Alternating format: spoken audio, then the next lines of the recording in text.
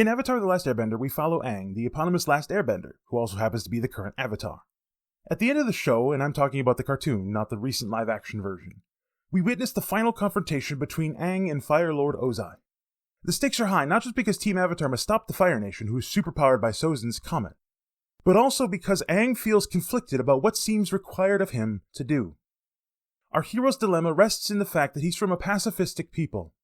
Killing is wrong, but there seems to be no other way to stop Fire Lord Ozai. Everyone, including previous incarnations of the Avatar, is telling him that there is no other choice than to kill Ozai. And Aang's experiences in dealing with the Fire Nation have proved that they won't stop until forced to do so. During the one-on-one duel between Aang and Ozai, the Fire Lord mocks our hero while deftly gaining the upper hand. That is until Aang's Avatar state gets unblocked. The state in which Aang had previously committed great violence in the name of justice and peace. A state that seems to care more about bringing conflict to an end than the ideals of this particular incarnation of the Avatar. So we witness the Avatar demolish Ozai, and our hero stands high over a beaten antagonist. That moment, the question rises. Will Aang kill his enemy? Will he do what he doesn't want to, because there's no other choice? But then, Aang, taking control back from the Avatar state, does something unforeseen. He doesn't kill Ozai, doesn't stoop to the level of his enemy, but he still finds a method of stopping the Fire Lord. Aang uses an ancient form of energy bending to strip Ozai of his fire-bending abilities, thus ending the conflict by taking out the power of the antagonist's leader. Aang didn't have to find this other option. He could have let go of his principles and ideals. He could have done things the quick and dirty way. He could have stooped to the level of his villain's methods. But then, what would that have made him? Could he have lived with his choice to let go of those ideals for just that one time? What would that have made those ideals if not just a convenient shield that could be tossed to the side whenever a new threat appeared? No. In order to keep his ideals, Aang had to find another way. And fortunately for him, it worked for a longer time frame. But not all of us are so lucky. For some, the conflict will only find a temporary ceasefire. In our passage for this sermon, 1 Samuel 24, we'll see David in a similar situation. The underdog finally in a moment to stop the conflict. But what will it cost him if he does? Is there some way to end the conflict that doesn't involve using the enemy's methods? Can he do what's good in God's eyes instead of his own?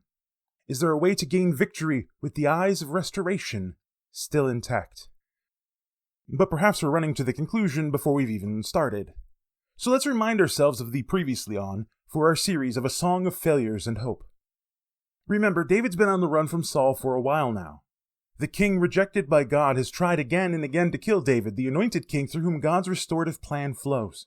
While many have joined the cause against Saul, the raving king continues to have greater numbers and support, not to mention a consistent place to lay his head. In the last sermon, we saw the drama peak as Saul's army was within eyesight of David and his men, and Saul was gaining ground. But with the distance between the armies shrinking, a messenger tells Saul that the Philistines were attacking the land. Frustrated, Saul abandoned his hunt of David and turned his armies toward the Philistines. And a breath-catching moment falls upon David's men. They headed to En-Gedi, a splash of color in the midst of a desolation because of a continual spring. But this is merely an interlude, the eye of the storm, with more to come. And with this refreshed pursuit against him, the hero must now ask how devoted to his ideals he stands. 1 Samuel chapter 24, verses 1-7. When Saul returned from following the Philistines, he was told, "Behold, David is in the wilderness of En-Gedi." Then Saul took 3,000 chosen men out of all Israel, and went to seek David and his men in front of the wild goats' rocks. And he came to the sheepfolds by the way, where there was a cave, and Saul went in to relieve himself. Now David and his men were sitting in the innermost parts of the cave. And the men of David said to him, "Here is the day of which the Lord said to you, Behold, I will give your enemies into your hand, and you shall do to him as it seems good to you." Then David arose and stealthily cut off a corner of Saul's robe. And afterward David's heart struck him, because he had cut off a corner of Saul's robe. He said to his men, "The Lord forbid that I should do this thing to my Lord, the Lord's anointed, to put out my hand against him, seeing he is the Lord's anointed." So David persuaded his men with these words, and did not permit them to attack Saul. and Saul rose up and left the cave and went on his way. There was very little breathing room between the end of the last chapter and the beginning of this one. David's men had probably just finished inventorying the losses from their rushed escape, and then they heard that Saul was finished with the Philistines and coming straight back at them. I mean, the language of verse 1 sounds like Saul was still wiping Philistine blood from his sword and spear when the messenger told him the whereabouts of David in En-Gedi. So Saul handpicked 3,000 of his best men to head back to his quarry. Remember, the last count of David's men was 600 soldiers, which Saul's army had to be able to count since they had been that close. So the rejected king knows that this is 5-to-1 odds in his favor. They head to search the caves of that area in Judah, places large enough for such an army as David's to fit. And after having searched in vain for a while, Saul finds himself in need of a little pit stop. There was a high cliff face that few other than mountain goats would climb, and a cave just beyond the sheep pens used by the nomadic shepherds of the area, who weren't around at the time. An animal's pen would be a good enough place to relieve himself, and the cave would give him the best amount of privacy. So Saul says he's going to check this cave with full intention of leaving more behind than he will find. Or so he believed. Because if he would have actually searched that cave, he'd have found that this is the exact place where his prey dwelt. Cutting back to David, we see a lookout run breathlessly to him. Saul's men are just outside, and the king himself is coming this way. The soldiers all arm themselves and ready for an ambush. But to their surprise, they start to hear splashing, and possibly a few other sounds. The euphemism used in the Hebrew for relieving himself is the phrase covered his feet. So if lower worn garments must be low enough to cover a person's feet, I'm wondering if this is more than just finding a corner to pee in. Either way, this situation is a vulnerable one for Saul. Not only is he alone, but his pants are literally down. And how far away would his sword be from his hand in that moment? With an army hiding just around the corner. The soldiers with David realized the vulnerability right away. With what were probably hand signals, facial gestures, and mouthed words, lest their whispers echo a warning to Saul over the sound of his relief, they tell David that this is the golden moment that they've been waiting for. One blade slipped in just the right place could mean the end of this conflict. King Saul is dead. Long live King David. This is it. Just shank him in the back. I need to take a second to point out one more important detail of the soldiers' words to David in verse 4. They tell him that David can do to Saul what seemed good to him. Literally, what is good in your eyes. Does that phrasing kick up any memories of previous chapters? Who has been the one in these past few chapters to do what seems good in his own eyes, and then attempt to claim God's will in what he chose to do himself? Who has been the one known to do what is good in his own eyes so much that in the last chapter, people even mentioned it when they addressed him to do as he desired? It's been Saul, who's done what is good in his own eyes, as opposed to what is good in God's eyes. The rejected king who came to that point because he had done what was good in his own eyes and kept back the things that God had commanded him to utterly destroy, thus coming to the point of God rejecting his kingship. David's men see this as a vulnerable moment of Saul. It's a moment of God's providence, they say. This is what they've been waiting for. We don't have to ask if this is God's will. What we want is right there in arm's reach. It has to be God's design. But in reality, this was a temptation for David. A temptation to do what was good in his own eyes. To act as Saul would have. To reject the eyes of restoration that seek to do God's will. Just like Saul had rejected them previously. To his own detriment. Those few words, what is good in your eyes, clue us into the stakes at this moment. Will David give up on his ideals for just a quick victory? Will the man after God's own heart lay that heart aside just long enough to find a quick exit from this life as a fugitive? And if he does, what consequences will that create? It's a question that many of us face when we come to things that we so desperately desire. And I'm not just talking about sinful things here. Good and pure things that we desire might walk right into our own resting place. But because God has better things for us, we must realize that grasping at them is only doing what is good in our own eyes, instead of what's good in God's eyes. When we look at the situation with the eyes of restoration, we can even see good things as temptations meant to distract us from the restorative plan of God. Two of the most difficult decisions in my life land in this category. One of which came when a church planting organization's representative basically said that they'd give me everything on a silver platter. People, money, a place to plant a church, and a few other resources. The one thing that I'd have to give up was my emphasis on a particular audience. You guys. Those who artistically and nerdily worship God with their whole being. The cry of my heart that God implanted there for a reason. Life would certainly have been different for me. Maybe I wouldn't have to work so hard to be able to serve as a preacher and a spiritual leader. And definitely I'd have more people listening to my sermons. But I would have given up a unique aspect of God's restorative plan that He had given to me. Easier, quicker, maybe not as evil as the dark side, but certainly just as seductive of a temptation. There exist many moments where the eyes of restoration will show us what everyone else sees in this moment is what we've been waiting for, is nothing more than what's good in our own eyes, instead of God's. Urged on by his men, David crept closer and closer, right up to the moment where he could reach out and touch the rejected king, who seemed to be taking his time to relieve himself, by the way. But as David's hand moves the blade to his mark, something draws his attention to the hem of Saul's robe. Kings of that day and age usually had specific stitchings put into the hems of their garments that marked them as uniquely the king's clothes. Some even used imprints of the stitchings as a sort of signet on documents. The hem was proof that David had gotten close to Saul. Instead of immediately slicing into the man who wanted him dead, David cut off proof of his target's vulnerability. But right then, with the cut-off corner in his hand, something struck David's heart. Struck him just as hard as the stone that punched into Goliath's forehead. The word is the same one in Hebrew for both places. What was it that struck David? The realization that if he killed Saul right now, he'd be doing the exact same thing as the man who sneakily tried to pin him to the wall with a spear. This wasn't God's restorative plan, not His work for His humble people. This wasn't allowing God to be the one to take vengeance for His people. No, this would be David's own personal vengeance taking place. Saul might be rejected as king, but he was still anointed by God to be in that position. And as far as most of the country knew, he was still that representative of God's justice in the land. If David were to cut down Saul, it would be as if he cut down God's justice himself. How could he then represent what he had just obliterated? How could he be God's chosen agent of justice when he just assassinated the previous one? It was for the sake of the Lord that David stayed his blade. Assassinating the Lord's anointed was not the work of restoration. And so, shaking his head, David slunk back to his men. They immediately questioned why he didn't shank Saul, and David responded with his thoughts about what this meant. He couldn't be the one to assassinate the Lord's anointed. There had to be another way that God meant to keep His promise to David.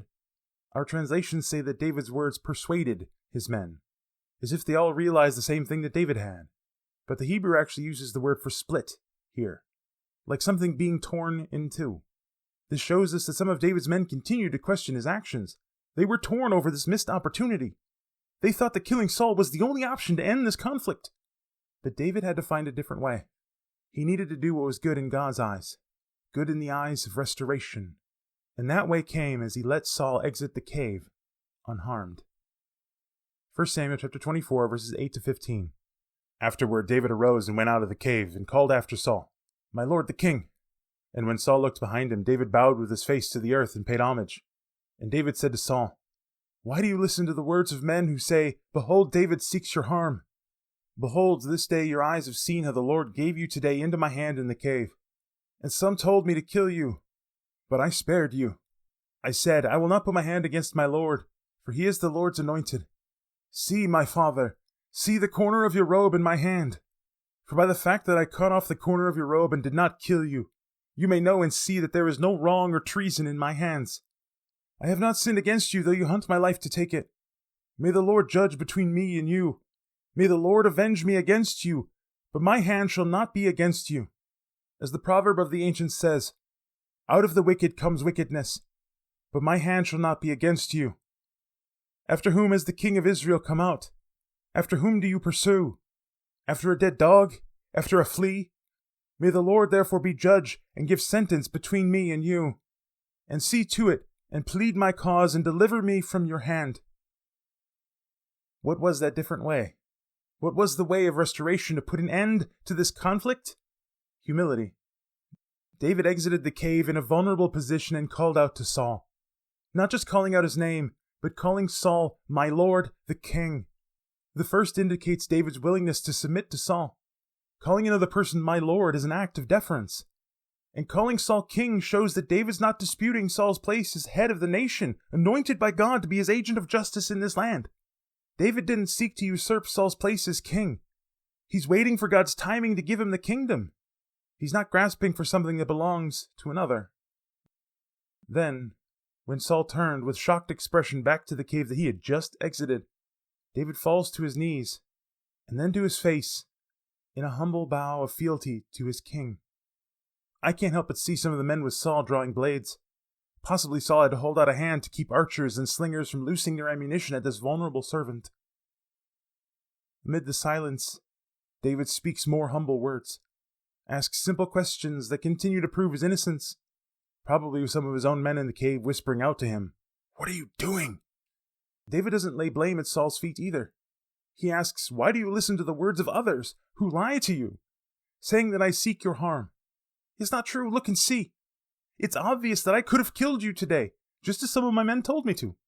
But seeking my own vengeance isn't the way of the Lord. I'm not going to put out my hand against one whom the Lord has anointed for his own purposes." And then David lifts the proof of how close he'd gotten to Saul. He lifts the piece of cloth high enough to be seen, and Saul undoubtedly lifted the robe to find the corner cut out. His stomach probably dropped, but not just at the realization of how close to death he'd gotten. Saul also had to realize the barb of truth to David's words. The fugitive never sought after Saul's throne, never attempted to take him down. David stayed his hand when Saul would have plunged the blade with great fervor, if the situations had been reversed. The whole reason why Saul was out here was because he was chasing after another of the Lord's anointed. Previous chapters have shown us, and later verses of this very chapter will as well, that Saul knew that David would be the one to take the throne after him. So he knows that there had to be an anointing. Maybe even he'd been told about Samuel's actions years ago in Bethlehem. David's humility cut deeper than any blade ever could into Saul's heart. But the man's humility doesn't stop there. He calls Saul his father. Sure, father-in-law, but also a father figure. One who'd taken David into his home and taught him many things. As armor-bearer, as court bard, as general of Saul's troops. They'd been through as many formative moments together as one has with their own biological father. This betrayal is deep between them. But it wasn't a betrayal committed from David's side. He committed no treason, performed no sin against Saul. And that includes during the time that Saul hunted him under those charges. Because if David had ever been treasonous, if he'd ever even thought of a mutiny, then his sword would have cut more than just a corner of Saul's robe that day. David even calls the God of Israel into the situation. He calls God to judge between them. Judge David harshly if there had been any sin in his heart against the Lord's anointed. But even then, David's hand will not be against Saul. Verse 13 shows another statement of truth with a barb to it. As David quotes an old proverb, "The deeds of wickedness are done by the wicked." Since David was not a wicked schemer, he had done nothing wicked to Saul. But the barb of truth was that Saul's actions of wickedly hunting down David proved the wickedness in his own heart. With all of this stewing in the mind of Saul, David speaks one more comment of humility. He asks, "Whom are you chasing after, O king? I'm nothing, less than nothing. A dead dog or a flea on that dog, who will soon die as well. You have more important things to do than chase after a man who wouldn't lift a hand to hurt you." Finally, David lays the act of vengeance into God's hand. "Let him judge between us. Let him hear my pleas, and deliver me from your hand, O king." Something stirred in Saul. Maybe just a hint of an ember of the flame that once burned for God's restorative ways. But it was still something that moved Saul to tears. 1 Samuel chapter 24, verses 16 to 22. As soon as David had finished speaking these words to Saul, Saul said, "Is this your voice, my son David?" And Saul lifted up his voice and wept. He said to David, "You are more righteous than I, for you have repaid me good, whereas I have repaid you evil. And you have declared this day how you dealt with me, in that you did not kill me when the Lord put me into your hands.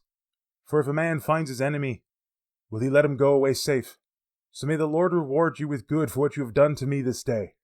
And now behold, I know that you shall surely be king. that the kingdom of Israel shall be established in your hand. Swear to me therefore by the Lord that you will not cut off my offspring after me, and that you will not destroy my name out of my father's house. And David swore this to Saul. Then Saul went home, but David and his men went up to the stronghold. The words of truth, spoken in humility, allowed even David's pursuer to see with the eyes of restoration. As soon as David had finished speaking, Saul cries out, "Is that you, my son, David?" Notice how he didn't call David son of Jesse here. Didn't even merely call him by his name. He admitted to the dear relationship that they had had before, like father and son. In claiming David as his son, Saul proved he realized how blind his irrational pursuit had made him. This wasn't an enemy of God who needed to be put down. No, this was Saul's humble servant, one whose humility had been proven over and over again, so much that Saul couldn't help but raise him in rank. And those memories, that truth of humility, brought tears to Saul's eyes. Tears of restoration, no matter how quickly they'd fade. And Saul admits the truth in front of who knows how many soldiers. David had been more righteous than Saul. David had never repaid him with anything but good. But Saul's present deeds proved that he had repaid David's good with his own evil. And this current situation proves it all the more. For one, if given the chance to kill an enemy, who will allow that man to go free?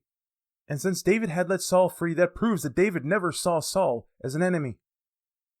Saul then calls for God to bless David because of his kindness, and finally admits that it's more than obvious that David will take the throne after him. And like Jonathan before him, Saul asks David for a promise when he rises to power. Don't be like every other king during a regime change. Continue your godly humility even then, and don't seek vengeance after my descendants or my name or my father's house. Let the eyes of godly restoration that stayed your hand today continue even then. It was the easiest promise David probably ever had to make. He'd already agreed to basically the same thing with Jonathan, the covenant of humility. And with that, Saul and his men returned home. They'd ended the hunt for David. For now. Like I said, not all ceasefires end in a permanent manner. The humble words of this moment will be forgotten by Saul in a couple of chapters, and David will have to be reminded of humility in the next chapter when dealing with other people as well. But that's all for later sermons. For now, let's look at this amazing other option, seen with the eyes of restoration, that led us to an end of conflict, no matter how temporary. This other way is the way of humility, because when we see things with God's eyes of restoration, we're not thinking about our own selves. We're not putting ourselves first. We're not reaching out to grasp the things we want so desperately. We're not making rash decisions that satisfy our own lusts. Instead, when we look with the eyes of restoration, we search for what is good in God's eyes. We look for what will build up others, even if it costs us something. We watch for God's timing and His ways, even when easier options tempt us with their presence. We see the options that no one else can, even when everyone else is telling us to do what is good in our own eyes. The ways of God are not the quick and easy ways. Sure, on occasion He'll allow a miraculously fast thing to work in our lives, but those are amazing exceptions. For most of us, most of the time, that quick and easy thing, that silver platter that gives us everything we could ever want, is nothing more than a temptation, something to seduce us away from our ideals and principles. I don't know what's tempting you, whether it's some sin that you've been entrenched in for years, or some new and amazing opportunity that asks you to give up just that one little tiny thing that you know is from God. But whatever it is tempting you, the call is the same for all of us. Humbly ask God to let you see it with the eyes of restoration. Is this something that God wants to use for His plan of restoration to His humble people? Or is this just me wanting to stamp God's approval on what's good in my own eyes? Let's pray for a metaphorical rock to strike us in the heart if we start to do something that doesn't lead to the good that God has for us. They're the hardest decisions in our life for a reason, because they are when we humbly call out to our God and seek His ways instead of our own. And nothing's harder than letting go of what's good only in our own eyes.